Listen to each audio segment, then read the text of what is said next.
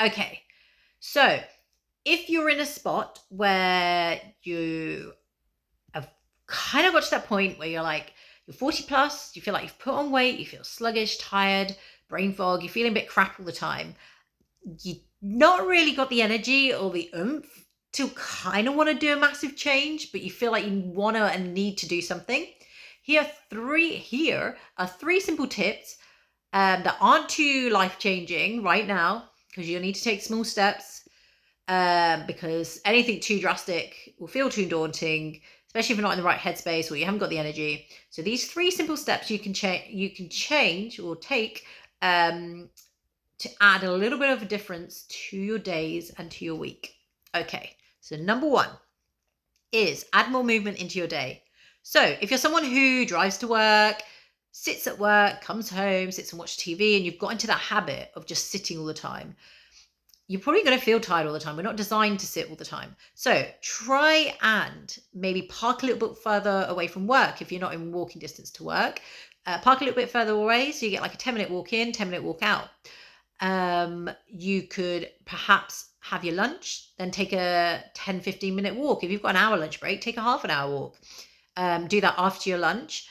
You could be the person who goes to make the teas and coffees just so you can get up out of your chair. Or you could be the one who wants to run those files down to the next office so you can get those extra steps in.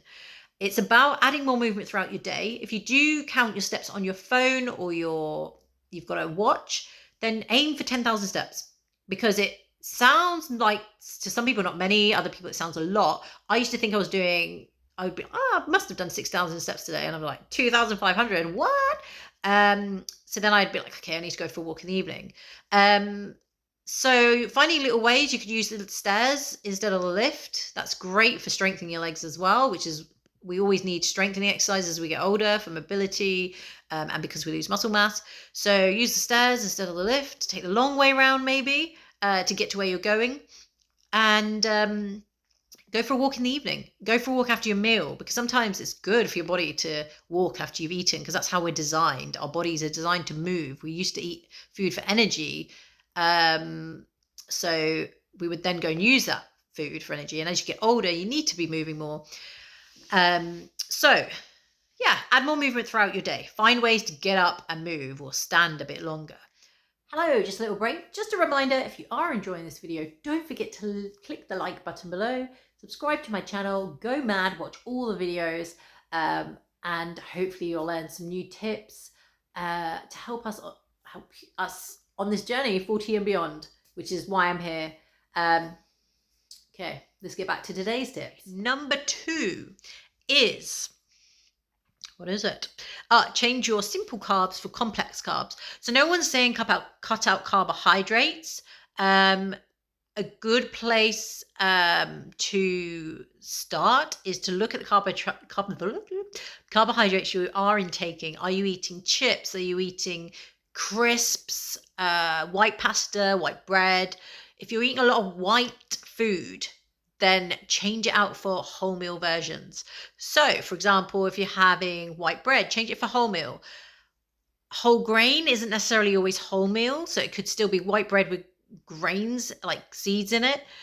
So have a look on the back, make sure it says wholemeal flour, or even better, go gluten-free for your bread. I'm not intolerant to gluten, but I do find it bloats me out. It makes me sleepy. I feel sluggish after eating bread, white pasta, or any kind of bread really. And I also find my mood drops as well. So these are all things that are negative effects that gluten can have on your body without you necessarily being gluten intolerant or allergic. So maybe switch out for a gluten-free loaf. They are a little bit more expensive, but you know, especially if you're in a shared household, maybe keep that little loaf for yourself. It's about self-care, and just have that for yourself. You could change white pasta for wholemeal pasta, or even better, you can get pea pastas, lentil pastas. If you're going to put like a tomatoey sauce on it anyway, you know, you might not really notice the difference. I tend to choose pea pasta because it's higher in protein, lower in carbs. So you're getting that protein boost as well. And then I'll add some tuna, or you could add chicken, some kind of protein to go with it, chuck some vegetables in, and you've got yourself a meal. If you make a big batch, you've got enough for a week. So if you get a lazy day, you can just go, I'm just going to put that in the microwave. Can't be asked to cook.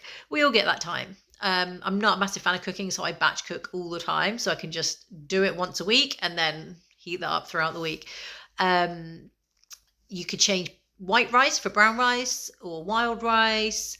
Basmati rice is even probably better because it doesn't give you the high sugar, high insulin raises. Or quinoa. You can use quinoa, just to say. I don't know if many people read the instructions on the back, but it's best to soak your soak your quinoa.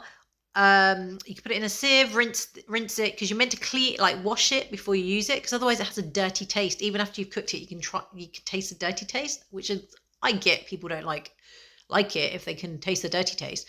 So, wash it, boil it, chuck it in a stew with some vegetables and chicken, because it's a really good grain to have. It's lighter than something like pasta, and you can season it. You don't have to eat this stuff plain. It's not about cutting out lots of stuff and just eating really plain food, because even I season my food. I wouldn't eat boring plain food. White potatoes. Try and cut out your white potatoes. You can make sweet potato fries in the oven, sprinkle a little bit of olive oil and some herbs on top, put them in the oven. Or, if you want a baked potato, maybe use sweet potato instead of white potato. Sweet potato doesn't give you the big blood sugar and insulin increases that white potato does. So they are slightly better. At the moment, we're talking about small changes. So it's not about completely cleaning out everything. It's about small changes when everything feels daunting, but you want to make some changes because you're not feeling great right now. So these are small changes you can make. Later on, once you get past the first step, then you can maybe look at the next step, going, am I eating too many carbs? Do I need to have more vegetables? How can I increase my good fats? But right now, we're going to look at changing your simple carbs for complex carbs. So that's number 2. Number 3, if you've got a sweet tooth, or you're someone who finds you get not sugar slumps, but you get slumps throughout the day, you're like, oh my God, I just need some chocolate or some sugar. If you have sugar on an empty stomach, it increases your blood sugar, I can't even talk today, increases your insulin, which if then isn't used, if you're sat in the office all day or sat watching TV, goes straight on the stomach as body fat. It's just the way our bodies work when we are 40 plus. We're more insulin resistant. So sugar, if you're having sugar, try and avoid having it on an empty stomach. Try and have your sweet craving after your dinner. So you've got that nice layer of protein, vegetables, complex carbs, good fats in your stomach. And then you're having the sugar on top of that. So you're not going to get those massive increase in blood sugar and insulin, which is then stored as body fat, and also won't then give you necessarily as much of a slump. So if you have sugar on an empty stomach, you might find, oh my God, yeah, I've got loads of energy. And then it's like, poof, an hour later, 2 hours later, you're like, oh my God, I feel so tired. And you're like, I need more chocolate, I need more sugar. Because it's like a roller coaster. Up, blood sugar, down. So try to have sugar not on an empty stomach. Are you having sugary drinks on an empty stomach? Chocolate, biscuits on an empty stomach? Find ways to maybe, I tend to I have little bits of 85% dark chocolate. If that's too dark for you, maybe try 70%. Mix it with some nuts, and I get my little chocolate fix through that, because then you've got the good fats that help slow down the release of the chocolate. Have them together, yum, yum, yum. And you feel like you're getting your chocolate fix. So 3 things: increase movement throughout the day, especially walking. There's great exercise and underestimated. Number 2, change your simple carbs to complex carbs. Number 3 is try not to have sugar on an empty stomach. These are 3 simple things. You can start today and see how you feel, energy-wise, mental clarity-wise, and you probably even lose a couple of pounds, because your body's going to adapt to having to use those few more calories. Now you're moving more. There you go. So simple things you can do without having to join a gym that you don't want to join, go for a massive run every night, completely cut out a type of food group. Try these 3 things first, because you'll probably see some changes, and then we can look at the next step after that. All right? Have a great day, and I will catch up with you soon. If you like this video, like it, subscribe, and watch some more of my other videos. Here for you.